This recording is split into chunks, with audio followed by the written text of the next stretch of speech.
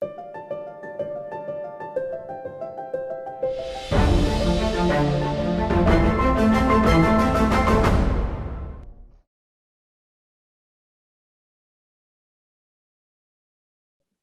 Warbek, my name is مانی جعفرزاده. آقای واربک، خیلی باعث افتخاره که در این گفتگو با شما شرکت میکنم و خیلی خوشحال میشم که بتونیم از تجربیات شما به عنوان آهنگساز فیلم استفاده بکنیم.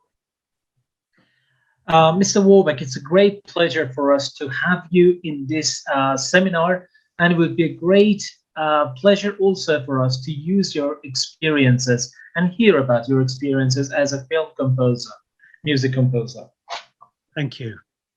It's a pleasure for me to be here. I'm sorry I'm not there because last time I came to Tehran, I think 5 years ago, I really was very happy to be there.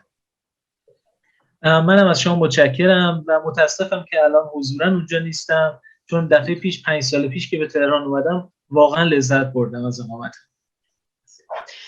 خوبه که بحث رو از اینجا شروع بکنیم.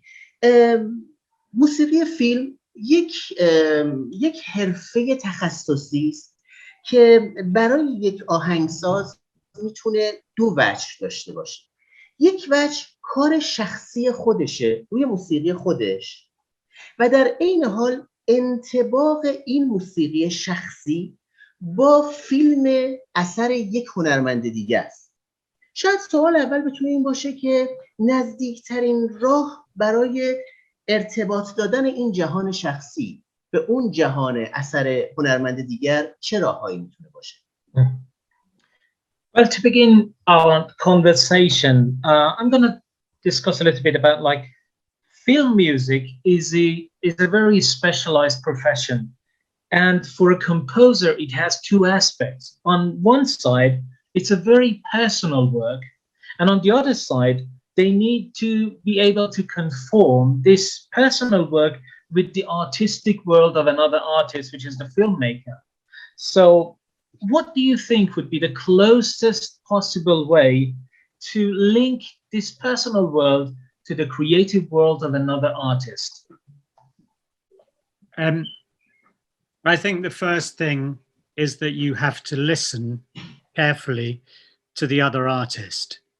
So you have to try and understand the perspective of the filmmaker, and you have to, for the time being, you have to put yourself in the background and try and inhabit the world of the filmmaker.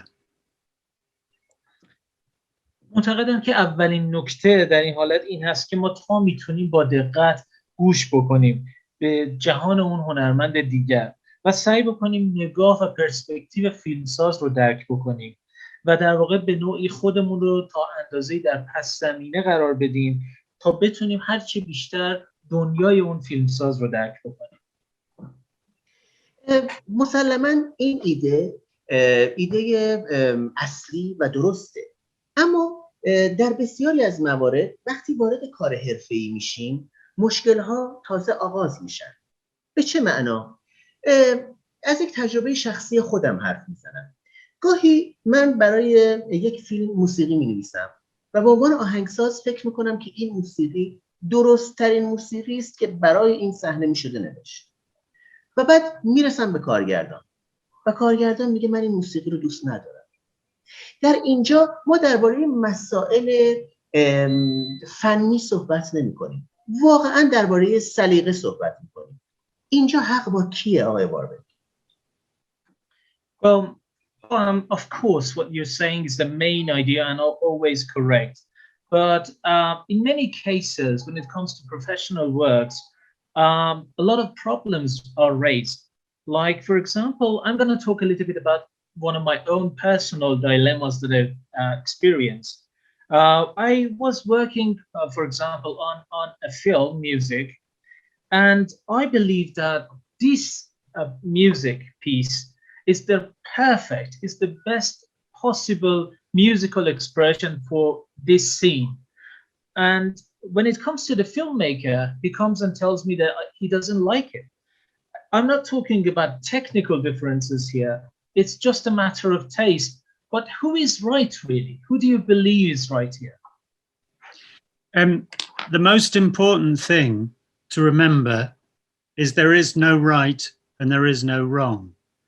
And I said this to a filmmaker, I don't know, maybe 8 years ago. I was working with somebody and he kept saying, this is not right, this music is not right, this music, so I do another version, another version, another version. And in the end, I was saying, there is no right music. There's this sequence in the film, there are many solutions. If it's a tragic solution, you could play tragic music. You could play music that's in a counterpoint to what's happening in the scene. So there is no right music. Sometimes I think about it, this is a very silly comparison, but if you imagine you're working on somebody's kitchen as a carpenter, and they say, we want cupboards and shelves here. And you say, no, no, no, we have to put the cupboards here. In the end, you have to find what is good about their plan. And you have to find in yourself how you can appreciate and understand why they've made the decisions they have. But there is no absolute truth. It's always relative. خب مهمترین مسئله اینه که یادمون باشه در هر حالت که غلط یا درست یا مناسب و غیر مناسب در واقع نداریم. یک فیلمساز یادم 8 سال پیش اینو من داشتم بهش میگفتم که با هم داشتیم روی فیلمش کار میکردیم، مدام میگفت این موسیقی به درد کارم نمیخوره، این درست نیست، این درست نیست، و من هر بار نسخه بعدی و نسخه بعدی رو آماده میکردم و بهش ارائه میکردم تا اینکه بالاخره بهش گفتم ببین ما هیچ غلطی یا درستی نداریم در موسیقی. برای یک سکانس راه حل های مختلفی وجود داره. اگر سکانس تراژیکه من میتونم یک قطعه موسیقی تراژیک براش انتخاب بکنم یا یک کنترپوان، یک قطعه کنترپوان براش انتخاب بکنم و شاید مقایسه ساده‌ای به نظر برسه یا احمقانه به نظر برسه، اما تصورش رو بکنید که به عنوان یک نجار بخواید در آشپزخونه یک فرد کار بکنید و بگید که من میخوام قفسه اینجا باشه، کابینت اینجا، و شما بهش بگید که خب نه این درست نیست، به نظر من باید اینجا باشه. اینجا در این لحظه ما باید سعی بکنیم در خودمون توانایی رو پیدا بکنیم که ببینیم درک کنیم اون آدم رو که چطور به این تصمیم ها رسیده و توجه و سعی کنیم خودمون رو باهاش وفق بدیم در صورت امکان و توجه داشته باشیم که حقیقت مطلقی وجود نداره. از صحبت شما استنباط میکنم که شما پذیرفتید که آهنگسازی برای فیلم موضوعی است غیر از آهنگسازی برای شخص خودم در کنسرت خودم. یعنی شما پذیرفتید که آهنگساز باید قسمتی از فیلم و تابع نظر کارگردان باشه. اینجا آیا جهان شخصی آهنگساز یا امضای شخصی آهنگساز هنوز میتونه به حیات خودش ادامه بده؟ From what you just said, I come to the understanding that you have accepted that a composer, what he or she does for a film is different for what he does for his own personal works or for his own personal concert. And you believe that a music composer for a film should follow the rules of the director and follow the taste of the director. If that's the case, is it still possible to keep that personal world of art alive? It's a very interesting question. The point is that the music that you write should remain true to your voice. And if you can't find in what the director wants something that you believe speaks the truth, then it's really difficult. So your conversations at the beginning are trying to find this common ground, this ground where you can express what you think is needed for the film and where that speaks also to the director. On the occasions when you don't find that common ground and you're trying to create music for something without your heart, or without any emotional sympathy for it, it's very difficult and very depressing and not very creative. خب یه بسیار سوال جالبی رو شما مطرح کرد و نکته‌ای که خیلی مهمه اینجا در ذهنمون باشه اینه که وقتی که شما یک اثر موسیقی رو خلق می‌کنید حتما باید اون اثر در واقع منطبق با اون باورهای خود شما باشه و وقتی که برای کارگردانی میخواین یک موسیقی بسازید حتما باید در نهایت کاری که مد نظر اون کارگردان هست برای شما و در دل شما هم طبق اون باور شما باشه و یک همخونی باهاش داشته باشه. اگر نباشه کار انصافا خیلی سخت میشه و اینجا اهمیت اون گفتگوهای اولیه بین آهنگساز و فیلمساز مطرح میشه که باید تا میتونن سعی بکنن فصل مشترکی رو بین خودشون پیدا بکنن، جایی که در اون هم فیلمساز راضی هست هم آهنگساز معتقده که اون چیزی که فیلمساز هم باش موافقه منطبق با دنیای درون او و باورهای او هم هست. اگر این توافق و این فصل مشترک حاصل نشه و بخواین بدون حضور دلتون و بدون اینکه احساس مشترکی داشته باشید کار بکنید، فوق‌العاده کار سخت و ملال‌آوری خواهد شد. آقای واربک، یکی از نکاتی که شاید امروز در موسیقی فیلم جهان کلاً خیلی دیده میشه و خاص یک جا هم نیست، این است که موسیقی ها دارن خیلی شبیه به همدیگه میشن. یعنی انگار که داریم از کلیشه های ثابتی تبعیت میکنیم، چه در ارکستراسیون، سازبندی، چه در هارمونی ها، چه در حتی ساختار ملودی ها، داریم به فرم های خیلی مشابه نزدیک میشیم. برای مثال فرض بکنید هر وقت که قهرمان فیلم غمگینه یه صدای اوبوا میاد در بک‌گراندی از زهیا استرینگز، هر وقت که قراره به سمت حماسه بریم برس ها شروع میکنن به نواختن و همه اینها از مدل های یکسانی تبعیت میکنه. آیا این به این معناست؟ آیا ما در نقطه ایستادیم که قرار دیگه همه موسیقی ها به خصوص در فیلم ها شبیه همدیگه بشه یا راه خلاقیت همچنان در بطن این ماجرا بازه به نظر شما؟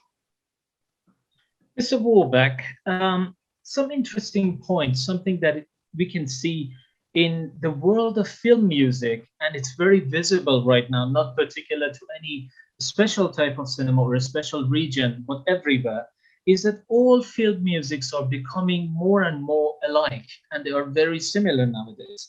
It appears that they are following certain cliches, and there is no creativity in them.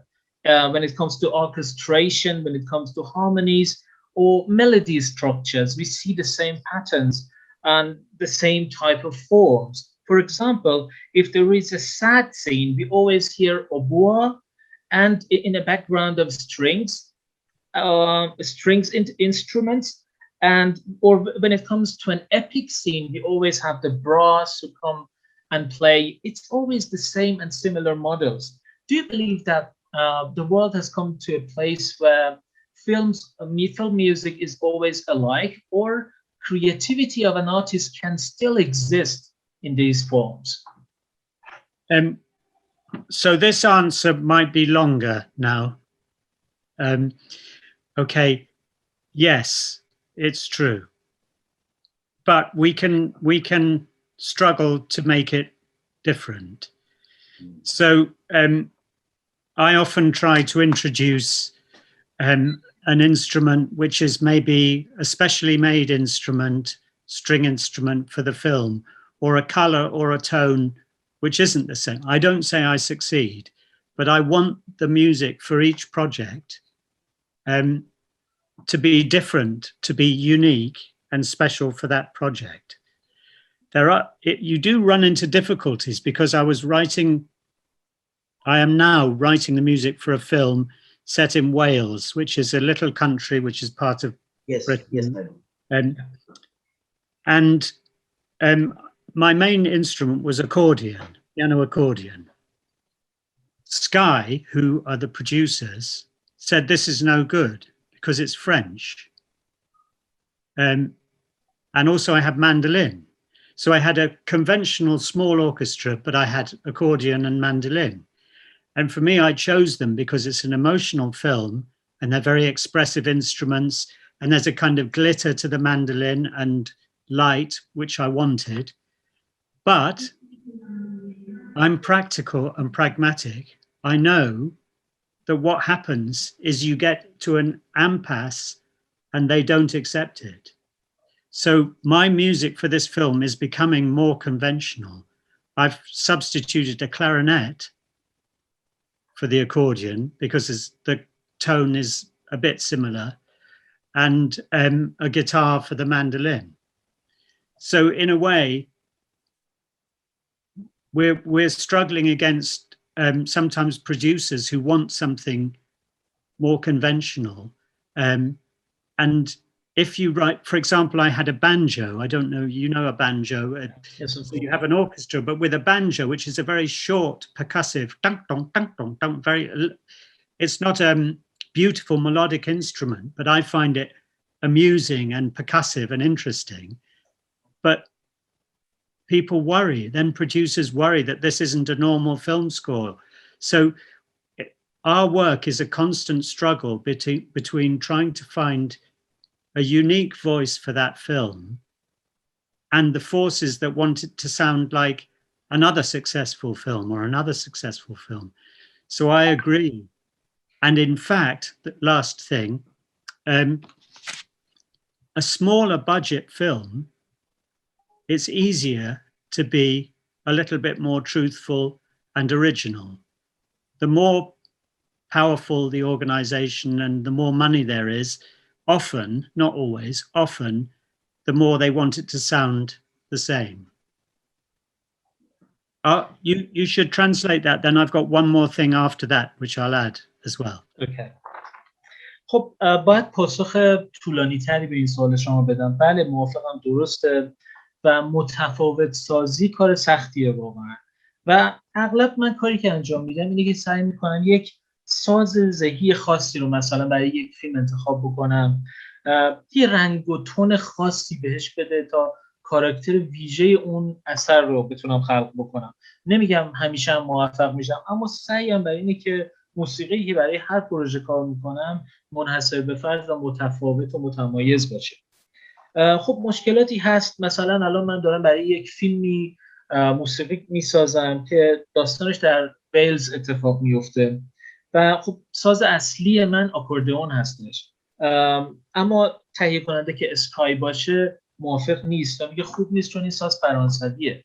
خب من یک ساز مندلین هم دارم، یعنی من خودم علاقم اینه که با توجه به احساسی بودن فضای فیلم بتونم با همین آکوردئون و مندلین کار بکنم، اما در این حال فرد عملگرایی هم هستم و میدونم که اگر بخوام به همین شکل ادامه بدم در نهایت به یک بنبست میرسیم و کار رو قبول نمیکنم. برای همین تصمیم گرفتم به عنوان مثال برای این پروژه کانونشنال متعارفتر یک کار متعارف بسازم و گفتم چیکار کنم؟ کلارینت رو جایگزین آکوردئون میکنم چون یه تون مشابهی داره، یعنی یک در واقع همون میشه یک فصل مشترکی بین من و اون خواسته تهیه کننده ها و برای مندلین هم گیتار رو جایگزین کردم و این اتفاقی که اکثرا با تهیه کننده ها ما باهاش مواجه هستیم که دنبال صداهای متعارف هستن، صداهایی که میشناسن و قبلا موفق بودن. من خودم بانجو که حتما باش آشنایی دارید که پرکاسه کوتاهی داره و شاید به لحاظ ملودیک خیلی بگیم زیبا نیست، اما از نظر من واقعا فوق‌العاده است و خیلی مورد پسند من هستش.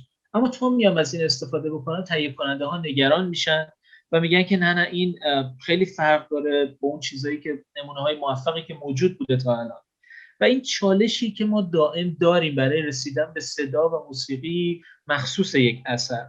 و باید عرض بکنم که به عنوان آخرین نکته بگم که در فیلم‌های کم بودجه خیلی راحت‌تر ما میتونیم کار دلی انجام بدیم و کار اصیل‌تر انجام بدیم. هرچی پروژه بزرگتره و پول بیشتری توش هست، ساختار طولانی و مفصل‌تری داره، معمولا بیشتر دنبال کار متعارف هستن. یه نکته دیگر رو هم بعدش میخوام اضافه کنم. So the other thing that I'd like to add to that is that everybody knows that that films now have temp music or temporary music, or reference music, it's sometimes called. So while the film's being edited, the editor and director will often have laid up music with the picture. If, as a composer, you can do a different thing, which is you provide all the temp music, that's sometimes possible. So if you start sending music to the cutting room, to the edit, and you've created it, either maybe you've created it with samples, but maybe with some real instruments, then the film grows and evolves with your music, and you never have the tension between the temp music, the temporary music or reference music, and your music, which is going to replace it. یک نکته آخرم که میخوام به اون قسمت اضافه بکنم اینه که خب همونطور که خود شما هم مستحضر هستید، الان اکثرا در اتاق تدوین با موسیقی های تمپ یا رفرانس کار میکنن و از همونها استفاده میکنن، میچینن روی صحنه‌ها تا حالا آهنگساز به موسیقی مد نظر خودش برسه. اگر بتونید شما از ابتدای راه همین تیکه ها رو هم خودتون از کارهای خودتون بهشون داده باشید که توی در واقع اتاق ادیت کلا فیلم رشدی که میکنه همگام با موسیقی شما باشه، اونجا شما دستتون بازتر برای اینکه بتونید به خواست دلی خودتون برسید. برای من خیلی جالبه که تقریبا از تهران تا جایی که آقای واربک زندگی میکنن و حتی تا هالیوود تقریبا مشکلاتمون عین همه و همه چیزهایی که میگیم جالبه که خیلی شبیه و پیداست که این حرفه در همه جای دنیا یک جور پیش میره. در نتیجه خیلی خوشحالم که الان وارد جهان ذهنی و تجربه‌های شخصی خود آقای واربک شدیم. اینجا نمیخوام خیلی بحث فنی بکنم چون خیلی احساس همزادپنداری کردم، میخوام یکم گپ بزنیم و میخوام از آقای واربک بپرسم که میدونم که هر کسی یه جور متفاوت جواب خواهد داد، به همین دلیل برام جالب. میخوام بپرسم آقای واربک چطور به یک اثر نزدیک میشن؟ اول یه ملودی جرقه میزنه، اول صدای یه ساز تو ذهنشونه، اول هارمونی رو میشنون، فضا. از کجا برای آقای واربک بازی شروع میشه؟ بازی موسیقی فیلمشون از کجا شروع میشه؟ It's very interesting to see that from where I live, which is Tehran, to where Mr. Warbek lives, which is in London. You live in London, right? Or Southampton? In the country between London and Brighton. Okay, all right. Yeah. So from then, and even to Hollywood, the same problems occur. And all of us in this world are challenged by the same sort of troubles. So it shows that it's a very universal profession with universal challenges. So I'm very interested to hear more about your mental world and your personal experiences. It's really interesting to me. I'm not gonna keep this technical, and I would like to, because I really identified with what you just described as your challenges in that project. And I know that what I'm going to ask could be answered in so many different ways by any different artist. And that's what makes it interesting for me to know your answer to it. How do you approach a certain project? Is it a melody that comes to your mind first? Is it the sound of an instrument? Or is it the harmonies? Where do you, the play, the game, where does it start for you? Usually it starts with me finding a place in the film, when I've watched the film, finding a place which really affects me. And sometimes that might be something visual. It might be a person walking on the sand, or it might be a person who's died, or it might be a love scene, or it might be just two people looking into each other's eyes. And I'll find somewhere in the film that affects me and makes me feel something. And then very often I'll write a theme not looking at the film. So I go away from the film to the piano over there, and maybe I'll write a theme. And maybe on one of the things I'm doing, my daughter was in the kitchen. So I said, come and listen to this. Do you like this theme? She said, yes, I love it. Maybe it should go up here. Do this. And so maybe I change the theme over a couple of days and then start to look at the picture of the film again and play the theme against the picture. And I might say, okay,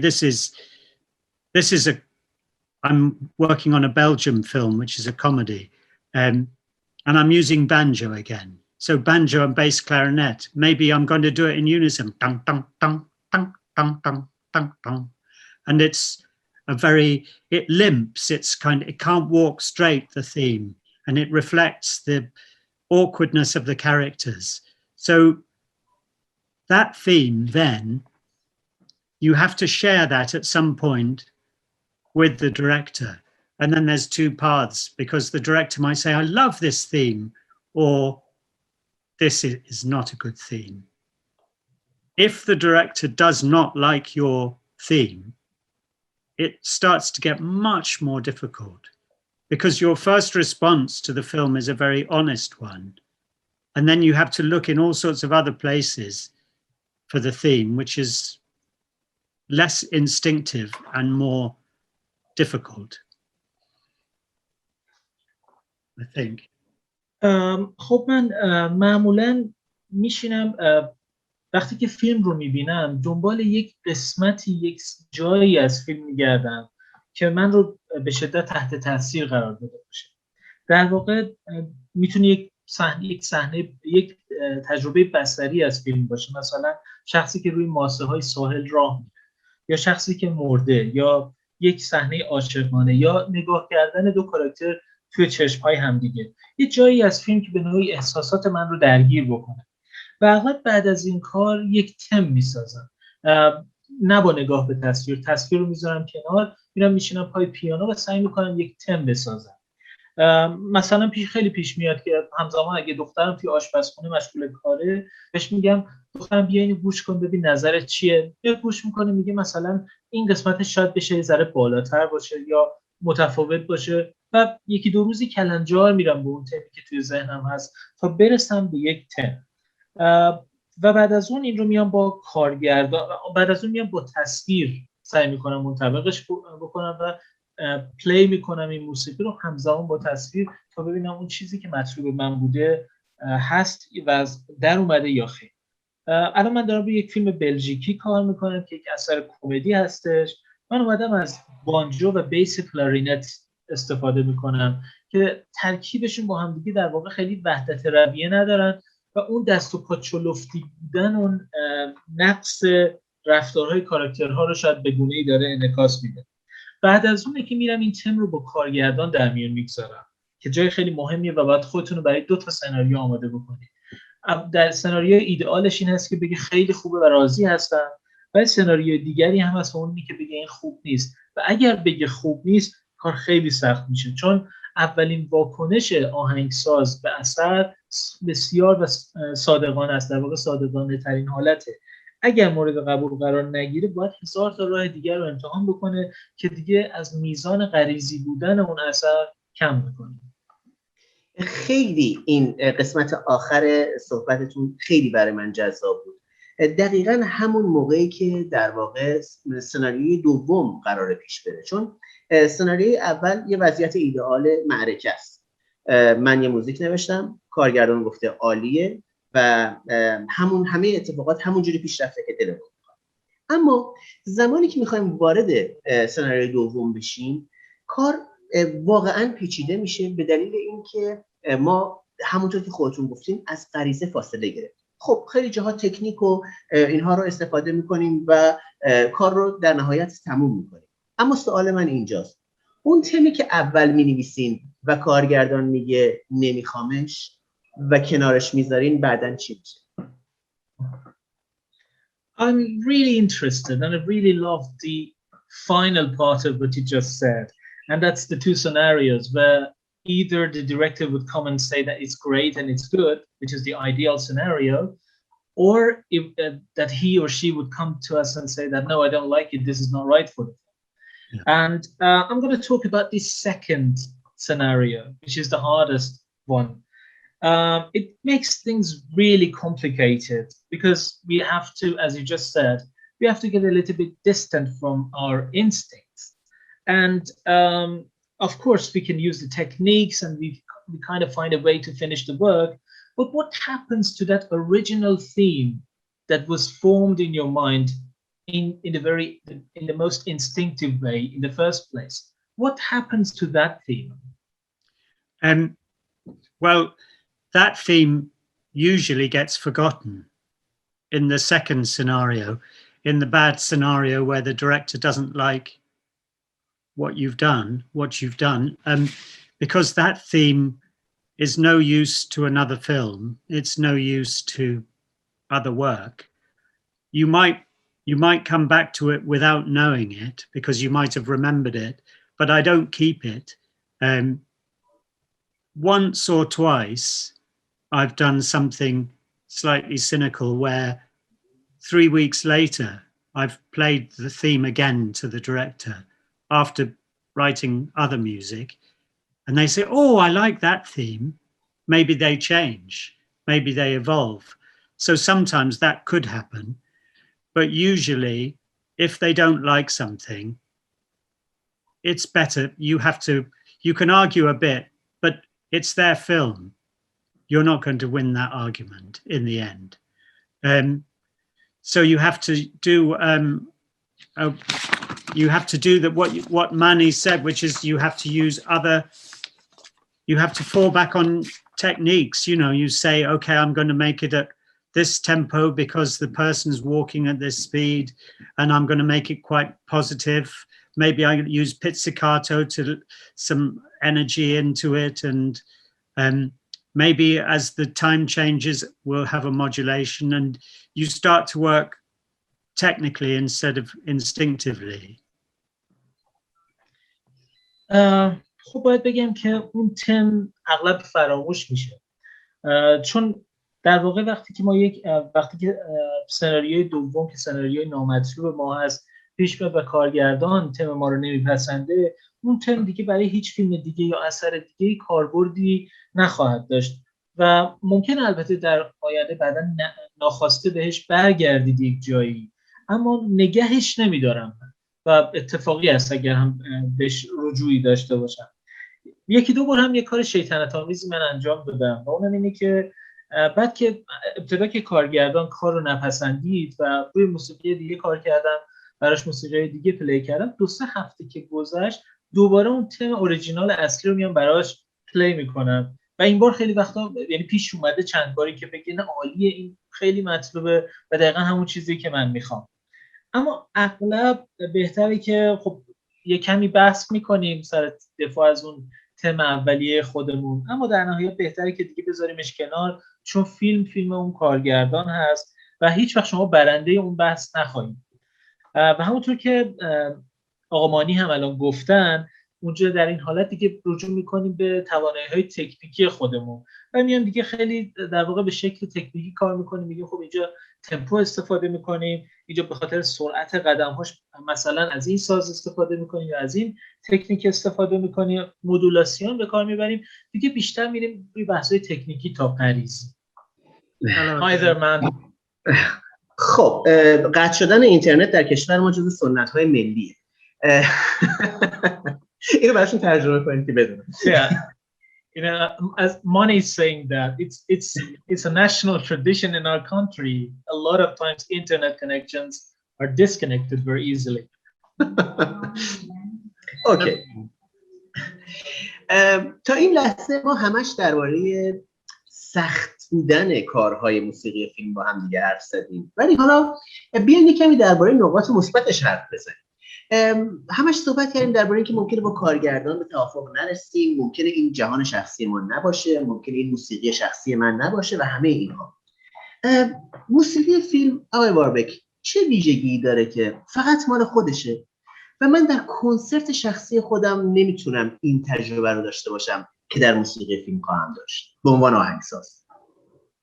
Well, so far we've only discussed the hardships of making music for films. Let's talk a little bit about the positive aspects of it. We talked about like disagreements with the director or filmmaker, and how one cannot ideally always have the personal music that he wants to make for the film. But tell me a little bit about this unique features of music. What is so special about film music that cannot be used in my own concerts, for example, as an artist? Sometimes film music is, well, often film music is not complete without the image, so that you're not necessarily making something which can stand outside the film. And the film is incomplete without the music, and the music is incomplete without the film. So they both need each other. And it's like, it's the same as the silly analogy I made about the kitchen. You can't have the cooker and the fridge and the shelves and the cabinets without the kitchen. The whole thing is mutually dependent. And I think that music gives a dimension which is very hard to quantify, and it gives a route to emotions and things that are under the surface quicker than words. خب باید بگم که اغلب موسیقی فیلم بدون تصویر کامل نیست و لزوماً خارج از فیلم دیگه امکان باقی ماندن و هویت مستقل داشتن نداره. همونطور که فیلم هم بدون موسیقیش ناقص هست و اینها یک وابستگی متقابلی به یکدیگر دارن. و باز میتونیم برگردیم به همون مثال ساده انگارانه‌ای که زدم ابتدای صحبتم، همون مثال آشپزخانه که در مورد قفسه ها و کابینت ها صحبت کردیم. قفسه و کابینت بدون اون آشپزخانه که مال اون فرد مالک است هویت مستقل ندارن و معنا ندارن. پس نمیتونیم به عنوان مثال قابلمه رو بذاریم داخل فریزر. اینا به همدیگه ارتباط داخلی و وابستگی متقابل داخلی دارن و ما رو میبرن به سطحی که سطح احساسی و پایین‌تر و عمیق‌تر از اون لایه سطحی و برونی اثر هستش. خیلی سریعتر از کلمات موسیقی میتونه ما رو به اونجا ببره. آیا میتونیم این رو بگیم که در موسیقی فیلم هم موسیقی به تصویر کمک میکنه و هم تصویر به موسیقی کمک میکنه؟ اینها با همدیگه اثر هنری جدید میشن، یک مدیای جدید میشن. Could we say that both the music and the image help each other in this process, and they get in this, the result of this marriage is a new media, is a new art form? Could we say that? I think we should say that, and I think that that goes back to the thing of it being each thing is incomplete without the other. So I think we should say that, and I think we should expect the music to be true to the voice of the composer, but not complete without the image. من معتقدم نه تنها میتونیم این رو بگیم بلکه باید این رو بگیم، به دلیل اینکه برمیگردیم به همون عبارت اینکه این دو بدون یکدیگر ناقص هستن و مکمل هم دیگه هستن. پس باید این رو بگیم و در ضمن باید انتظار داشته باشیم که موسیقی مطابق باور و خواسته دلی آهنگساز هم باشه. پس حالا یه سوال جدید. آیا با این مشخصات شما به عنوان استیفن واربک ترجیح میدید که موسیقی فیلم بنویسید یا یک موسیقی شخصی برای کنسرت خودتون؟ به عنوان آهنگساز اولویت ذهنی خودتون چیه؟ So that brings me to a new question. With the things that you just said, considering all that, Mr. Warbek, what is your own personal preference? Would you prefer to make music for a film or make some personal music for your own concert? Which one is your priority? I don't think there's a priority. I think that I have a band which is 8 musicians. we haven't played for more than a year because of COVID, but I love to perform with the band and I write music for that, which I love to do, but I love to write music for a film. And I think what writing music for films does is it means that maybe your imagination is pushed by collaborating with another person or other people, so that maybe I would write music for a film that I would never have imagined if I was writing concert music. Most of my work has been film or theatre, not concert work. I've written very little concert music. And my other priority is I've made a film. I directed and wrote a film. I want to direct and write films because I find that a very interesting part of the creative process. But I don't, one isn't more than the other. باید بگم که بحث اولویت رو مطرح نیست اینجا. من خودم یک بند موسیقی 8 نفره داریم که الان خب به خاطر شرایط کووید 19 بیش از 1 سال هست که کنار هم اثری رو ننواختیم. اما عاشق این کار هستم، عاشق ساختن موسیقی برای اون بند هستم و جزء علایق من هستش. در عین حال عاشق ساختن موسیقی فیلم هم هستم. من معتقدم که وقتی که ما کار موسیقی برای یک فیلم میسازیم، مرزهای تصورمون میتونه فراتر بره و گسترده تر بشه به خاطر ممزوج شدن با ذهن خلاق یک فرد دیگه که کارگردان هستش و ممکنه در حین این همکاری ما اثری رو برای یک فیلم بسازیم که اگر تنها بودیم هرگز نمیتونستیم اون رو برای کنسرت خودمون خلق بکنیم و به ذهنمون برسه.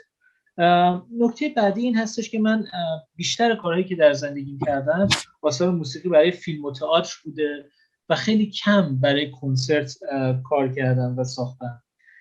اولویت دیگه هم این هستش که من یک فیلم رو هم کارگردانی و نویسندگی کردم چون خیلی دلم میخواسته اون سویه دیگر این همکاری خلاقانه رو تجربه بکنم و ادراکی ازش داشته باشم.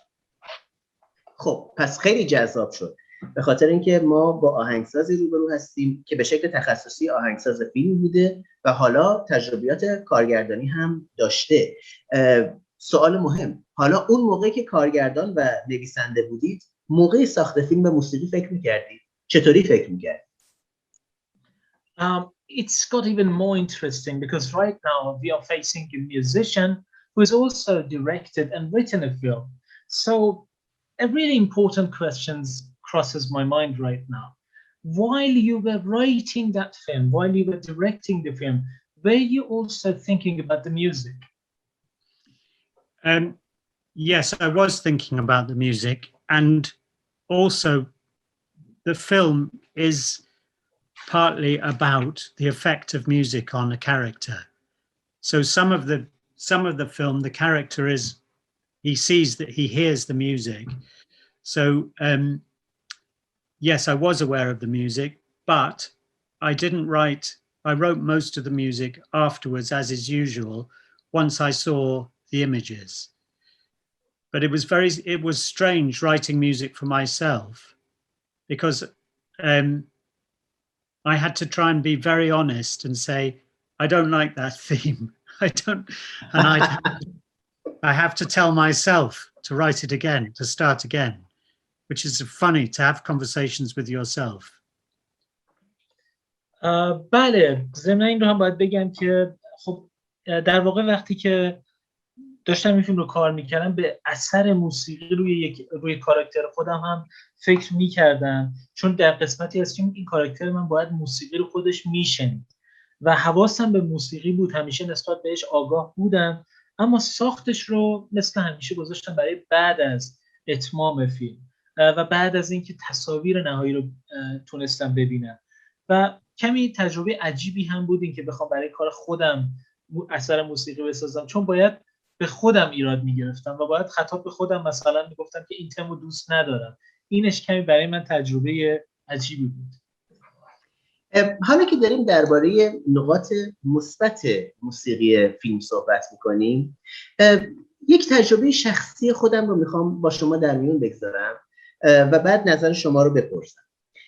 برای من، چون من هم موسیقی برای کنسرت مینویسم و هم موسیقی برای فیلم، چندین بار پیش آمد که موسیقی فیلم به من امکان داد که تجربه های جدیدی بکنم در حوزه ارکستراسیون مثلا، و برای سازهای موسیقی بنویسم که ممکن بود اگر میخواستم کنسرت بدم اون ترکیب سازها رو کنار هم دیگه نچینم.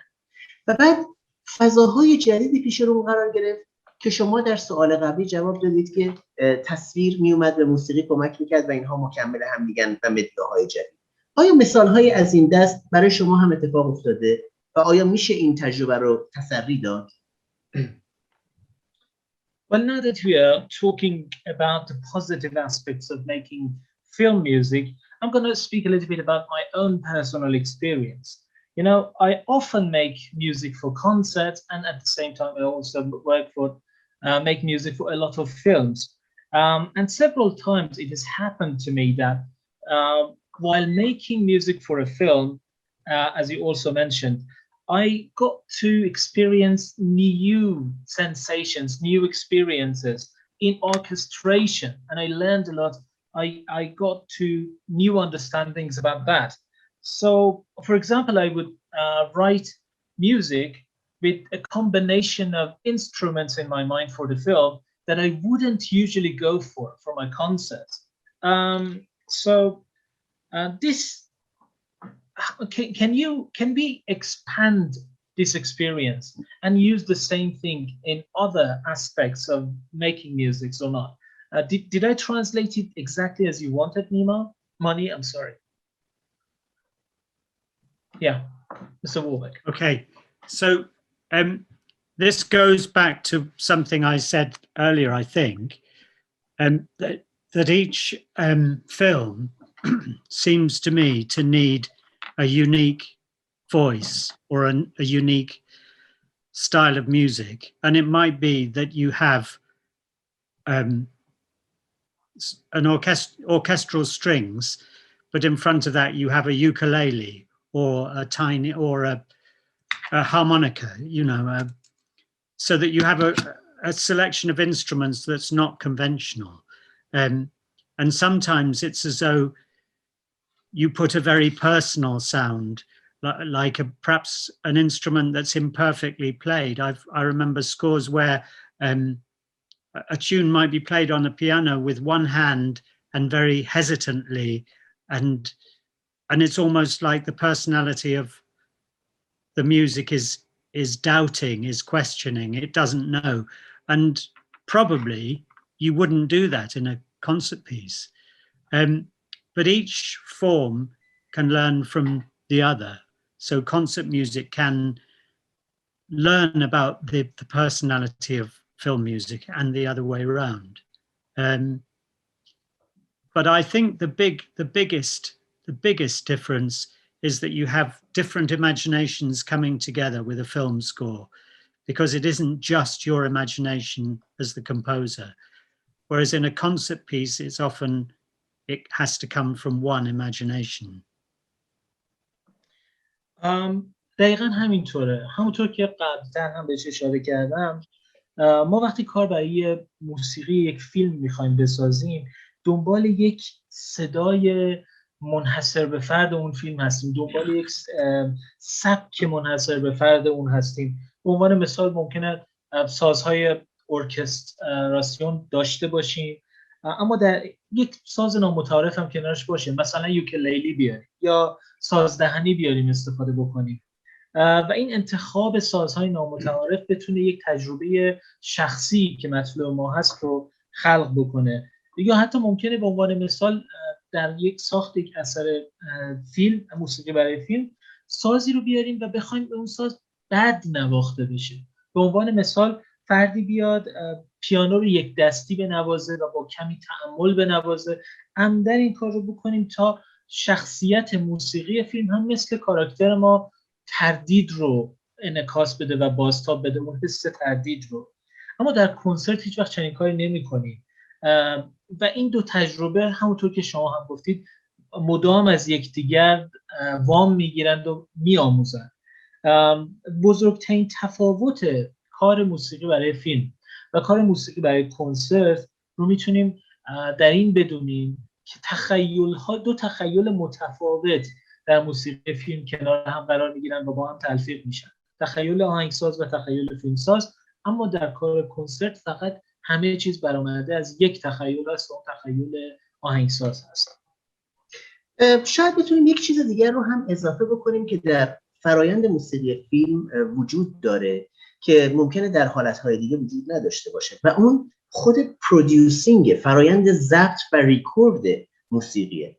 ما در استودیو صداها رو روشون کار میکنیم، اونها رو تغییر و تحول میدیم. ما همونطور که شما اشاره کردید مثلا یک سازدهنی خب صداش لولش رو زیاد میکنیم به نسبت ویولنسل و میرسونیمش برای مثال، در حالی که این اتفاق روی صحنه به شکل لایو نمیتونه بیفته. در نتیجه به نظر میاد که در موسیقی فیلم ما یک امکان مضاعف هم داریم در ضبط کردن و پردازش صداها برای رسیدن به فضاهای جدید. اینطور نیست؟ Maybe we could also add something that there is also another element which is in particular in the world of film music. For example, and that is the fact that we produce and record film music in a very different way. For example, in the studio, we transform the sounds, we change the sounds. For if we have a harmonica, we try to raise the level of it to kind of make it in arrangement with a violin sound. But on a stage and while playing live music in an orchestra, it's impossible to achieve something like that. So could we say that an added possibility, an added advantage there is in film music? Yes, and we can say that we can change the perspective and the acoustic of all instruments, and you could have an orchestra and you could have a piano, and most of the piano sound would be backwards, or the microphones would be inside, so we'd hear the felt on the strings as much as the notes, or we'd hear the sound of the keyboard. So we can select and adapt and change the sounds we use. That's a very, very interesting point. Of course, in contemporary music, people will be doing similar things, but the basic principle is that we are altering the sounds of instruments. We might be altering the sound of conventional instruments or filtering the sound of a cello, for example, to achieve a particular effect. So that's a very good point. خیلی نکته خوبی رو بهش اشاره کردیم و واقعا جذاب بود برای من این چیزی که فرمودیم. اگه بخوام بهش اضافه بکنیم این هستش که میتونیم به پرسپکتیو مثلا آکوستیک سازهامون میتونیم باش بازی کنیم و تغییرش بدیم. مثلا اگر یه ارکسترا داریم ما اون پیانو رو میتونیم تمرکز ضبط رو با میکروفون رو ببریم روی صدای کلیدها، یا اگه ویولونی داره نواخته میشه صدای اون زه‌ها رو روش تاکید بکنیم با قرار دادن میکروفون‌ها در جای مناسب و در واقع با این شکل میتونیم انتخاب کنیم، وفق بدیم با شرایط تازه اثر رو و تغییر در اون ایجاد بکنیم. خیلی نکته جالبی رو بهش اشاره کردیم. البته که در موسیقی کانتمپرری هم مشابه این اتفاق‌ها میفته، اما اصل اساسی این هست که ما وقتی داریم چنین کارهایی تولید میکنیم سعی میکنیم صداهای متعارف سازها رو تغییر بدیم و در واقع به نوعی از یک فیلتر خاصی اونها رو عبور بدیم تا به یک افکت مطلوب خودمون برسیم. بسیار نکته جالبی رو اشاره کردم. این سوال رو پرسیدم برای اینکه بتونم سوال بعدی رو بپرسم.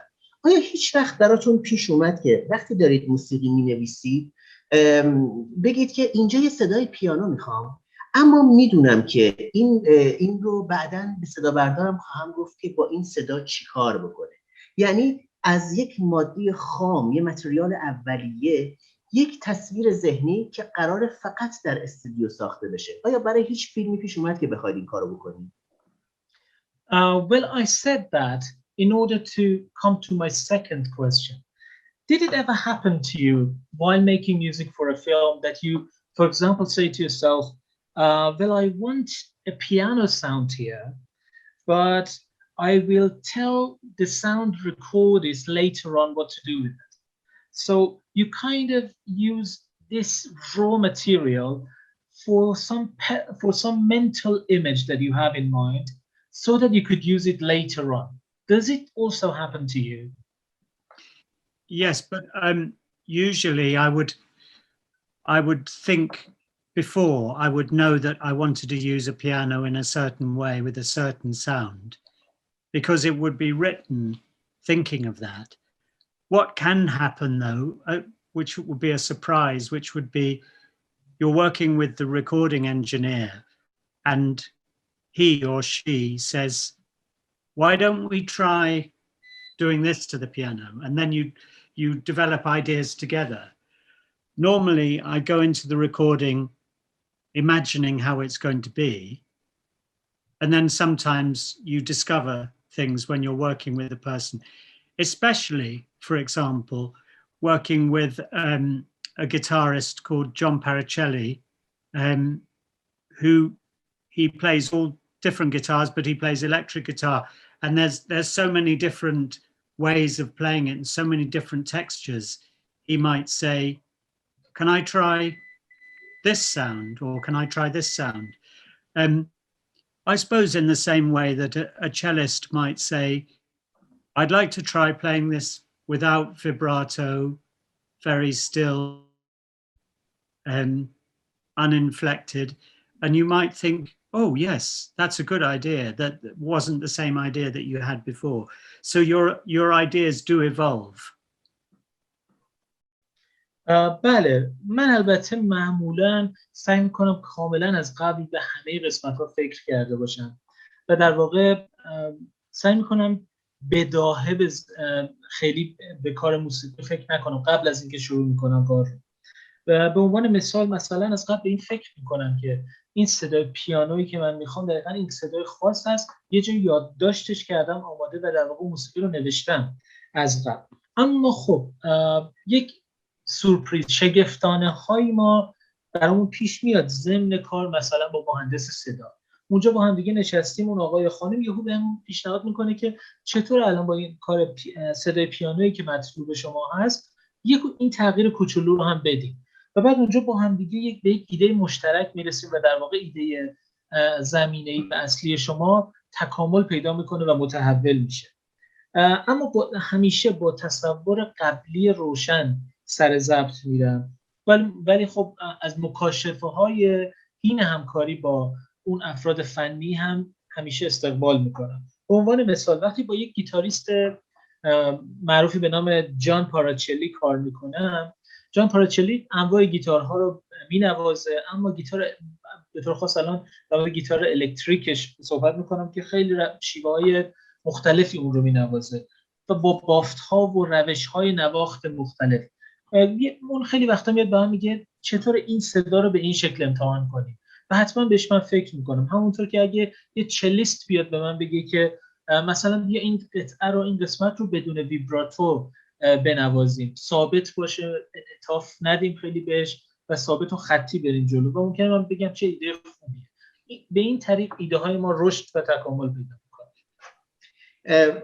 آقای واربک، بسیار بسیار این گفتگوی دلپذیری بود و ما خیلی چیزا از شما یاد گرفتیم. به عنوان پایان آیا صحبتی هست که بخواید با آهنگسازان فیلم در ایران یا هر جای دیگری از جهان در میون بگذارید؟ Mr. Warbach, this was a really, really interesting conversation and we learned a lot from just listening to you. As a final say, would you like to share any thoughts with musicians in Iran or around the world? I think musicians all around the world, we have the privilege of a language which can be understood by everyone and can speak to everyone.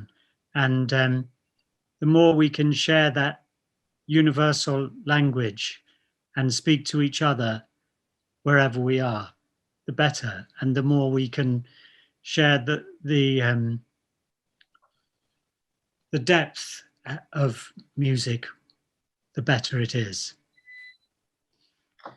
به عنوان کلام پایانی میخوام خطاب به همه موسیقیدان‌ها بگم که همه ما یک بچه امتیاز خاصی داریم و اون این هست که زبانی رو صحبت میکنیم که جهانی است، برای همه قابل درک است و قادر به برقراری ارتباط با همه هست. هرچی بیشتر این زبان جهانی رو همرسان بکنیم و هر جایی که هستیم ازش برای برقراری دیالوگ و گفتگو استفاده بکنیم بهتره و هرچی که عمق موسیقی رو به اشتراک بذاریم بهتر خواهد بود. متشکرم. Thank you. Thank you very much.